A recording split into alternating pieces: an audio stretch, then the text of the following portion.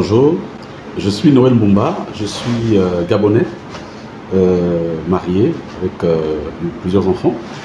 Après mon baccalauréat au Gabon, j'ai fait toutes mes études supérieures en France. D'abord un BTS d'informatique, ensuite une maîtrise en sciences de gestion et après l'école de commerce, l'école des hautes études commerciales qu'on appelle l'EDEC.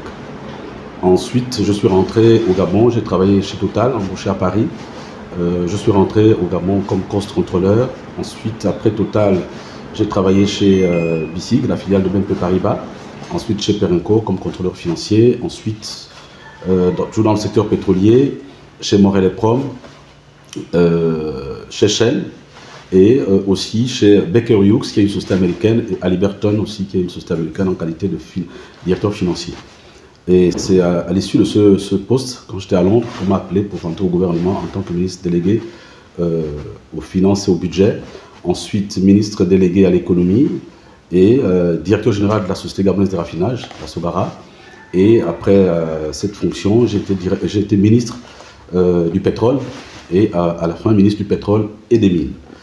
Et je suis donc le fondateur du cabinet de consulting international C++. Je suis au cadre du ministère du budget et des comptes publics.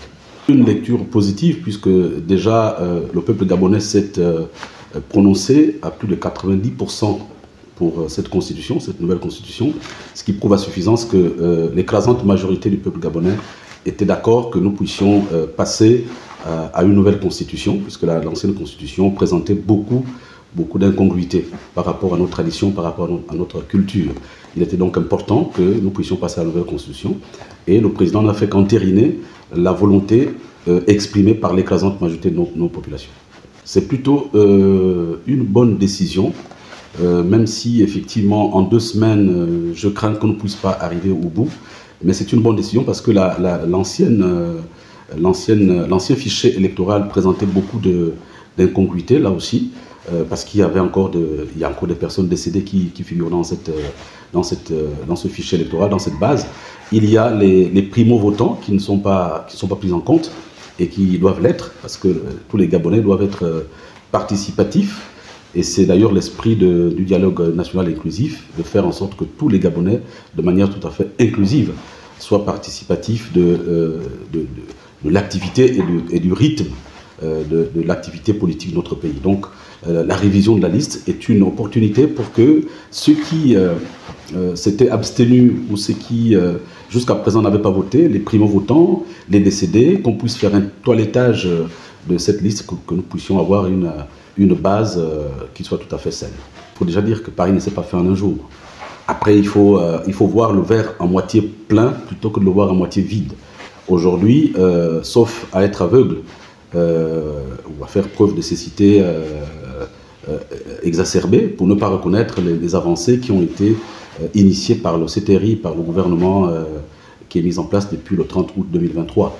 Le Gabon entier est en chantier.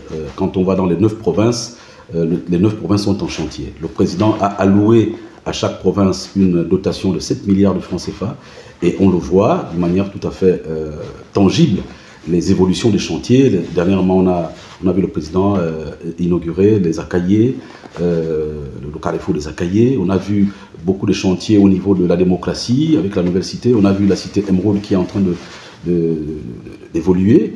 Les cités sont en train de sortir de terre, comme des champignons au niveau de Libreville. Et les artères qui étaient dans le passé des artères difficiles à pratiquer sont aujourd'hui des voies qui permettent aux populations de pouvoir accéder à leur domicile.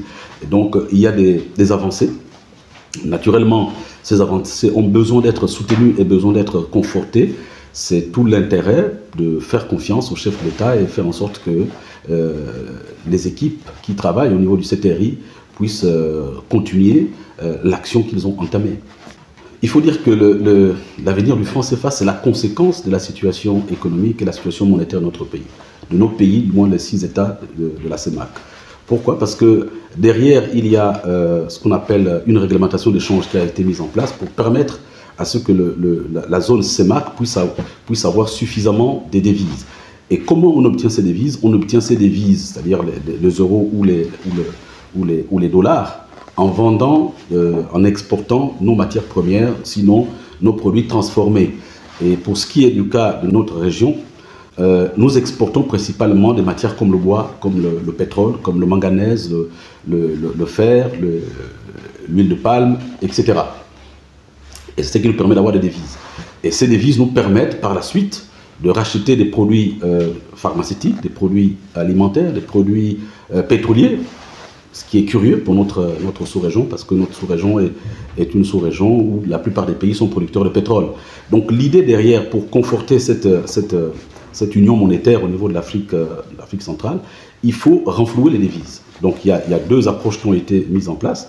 C'est d'abord faire en sorte que les sociétés extractives, donc les sociétés de minerais et les sociétés pétrolières, puissent garder au niveau de la CEMAC une bonne partie de ce qu'on appelle les provisions pour remise en état des sites.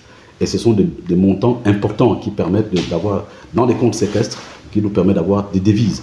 Parce que ce sont ces devises-là qui donnent la vitalité et la vigueur à notre union monétaire. Et derrière ça, il faut ajouter aussi la transformation de notre économie.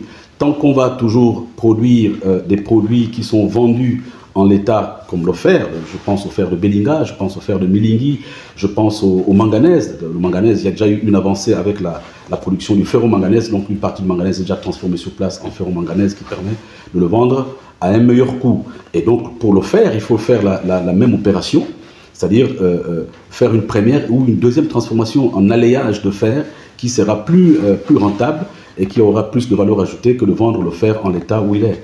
Parce qu'il faut le rappeler, nos produits comme le fer sont des minerais polymétalliques. Donc à l'intérieur, quand on prend un bloc, il y a à l'intérieur plusieurs minerais. Il peut avoir du zinc, il peut avoir du plomb, il peut avoir même de l'or ou du diamant. Donc il est important qu'on puisse encourager dans les contrats ou dans la révision des contrats, qu'on puisse intégrer une première et une deuxième transformation pour gagner en valeur ajoutée. Et donc ça permettra de vendre plus cher et donc d'engranger des recettes budgétaires, notamment les devises. Et derrière ça, il faudrait qu'on puisse développer de manière parallèle des activités qui nous éviteraient d'importer, comme par exemple les produits alimentaires. Quand vous prenez un pays comme le Burundi qui a sa propre monnaie, on n'importe pas les produits alimentaires.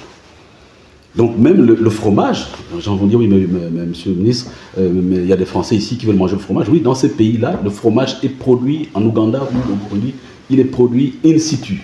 Donc les produits alimentaires aujourd'hui, importer du poulet, importer de la viande, ne peut pas se justifier parce que ce sont des devises qu'on fait évaporer pour rien alors qu'on peut produire le poulet sur place, on peut produire la viande sur place. Donc développer une agriculture, l'élevage, la pêche qui permet de pouvoir on va dire, arrêter l'hémorragie en termes d'importation et d'évasion des devises étrangères.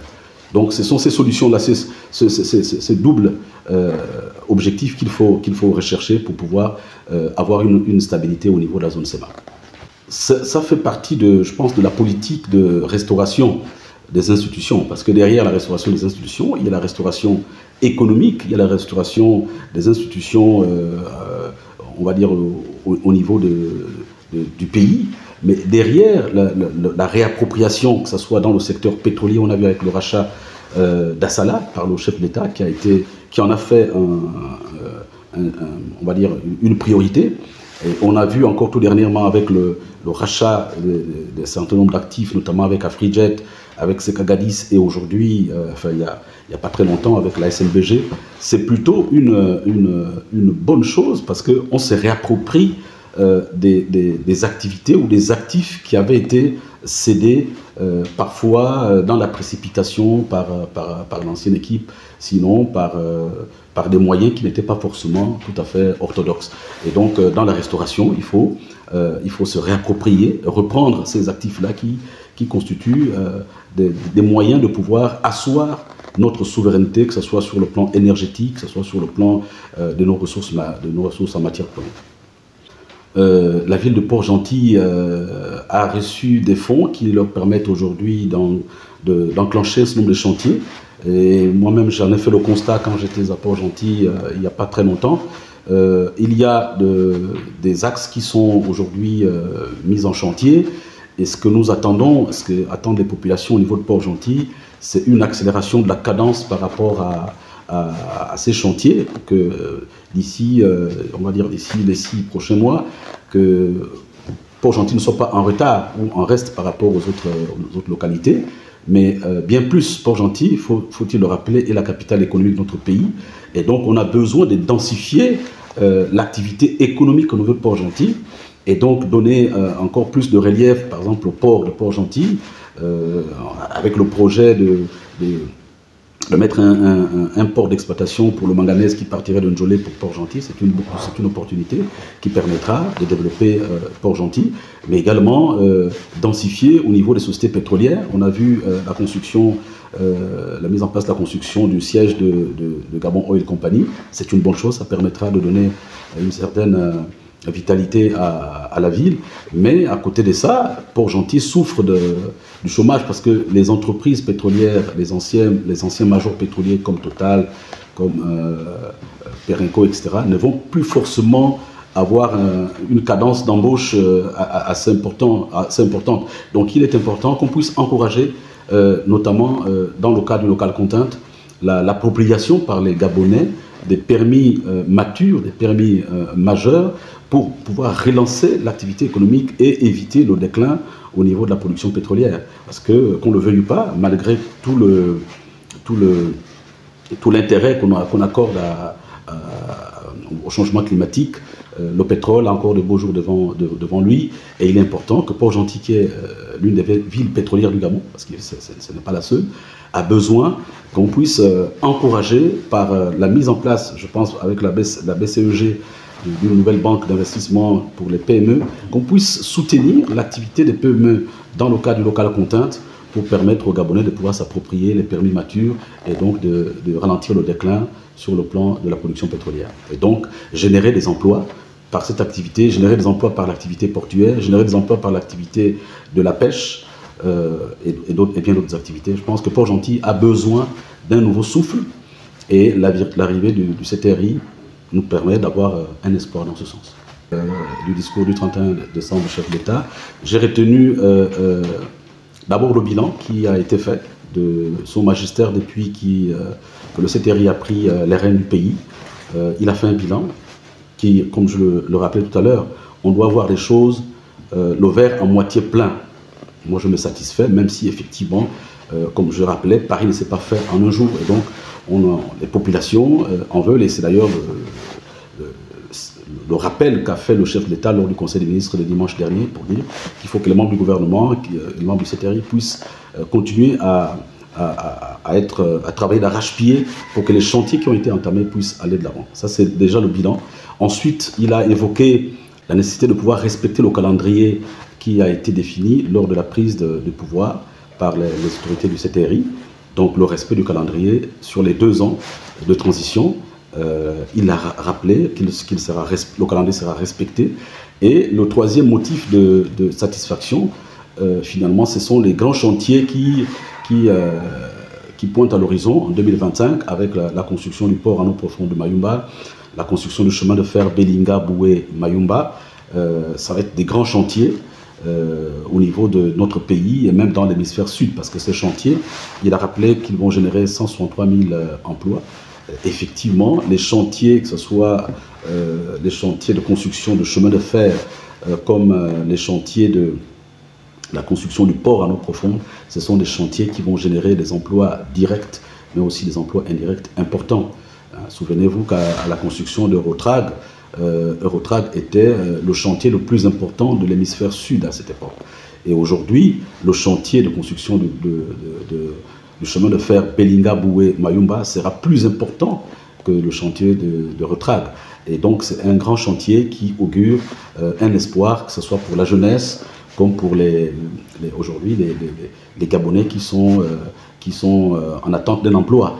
Et il ne faut pas tout attendre de l'État ou de la fonction publique. 163 000 emplois générés, ce n'est pas rien. Donc les gens doivent se former dans les métiers qui leur permettront de pouvoir avoir accès à ces emplois-là. C'est de ça qu'il s'agit, parce que si on n'a pas les compétences, le président, le gouvernement sera obligé d'aller les chercher ailleurs, comme on l'a fait lors de la construction de l'Eurotrag. On est obligé d'aller prendre la main-d'œuvre étrangère. Donc il ne suffit pas simplement d'ostraciser la main-d'œuvre étrangère, encore faut-il que les Gabonais, qui sont aujourd'hui peut-être formés à l'université dans des filières de littérature, pour lesquelles j'ai beaucoup de respect, mais qui malheureusement ne trouvent pas la possibilité d'avoir des concours ou bien de pouvoir s'intégrer, puissent se former dans les métiers qui leur permettront demain de pouvoir accéder à ces fonctions-là. Donc c'est une fenêtre d'opportunité qui est là, et nous soutenons totalement, moi en tant qu'homme politique, en tant qu'ancien membre du gouvernement, nous soutenons totalement cette initiative de pouvoir développer le port en eau profonde, parce que le Gabon va être finalement un hub au niveau de l'Afrique centrale, sachant que nous sommes à la façade atlantique et que nous ne sommes pas très loin de Pointe-Noire, nous ne sommes pas très loin de Matadi en RDC, et avec le chemin de fer qui pourrait aller jusqu'au CFCO Congo-Océan, le Gabon pourrait être un hub pour toute l'Afrique centrale en termes on va dire, d'exploitation aéroportuaire. Mon souhait, c'est que l'équipe du CTRI puisse continuer à travailler d'arrache-pied pour que les chantiers qui ont été entamés puissent aller à leur terme, mais aussi et surtout vraiment que le président puisse concrétiser les projets annoncés, parce que les Gabonais attendent, et ces projets auront un impact à la fois social et à la fois économique, parce que derrière, aujourd'hui, on a la CNSS qui a besoin d'élargir le diamètre de son assiette en termes de cotisation. Oui, aujourd'hui, il y a des gens qui ne perçoivent pas forcément leur pension parce que l'assiette de la CNSS est étriquée avec le Covid. On a eu 100 000 sociétés qui ont fermé boutique. Et donc aujourd'hui, avec ces chantiers, ça permettra d'élargir l'assiette fiscale et aussi l'assiette au niveau des entreprises qui sont des filets sociaux comme la CNSS et la CNAMGES. Aujourd'hui, la CNAMGES a quelques difficultés, mais avec ces nouveaux cotisants, 163 000 nouveaux cotisants, l'assiette de la CNAMGES va se retrouver renflouée. Il en est de même pour les recettes fiscales et la CNSS.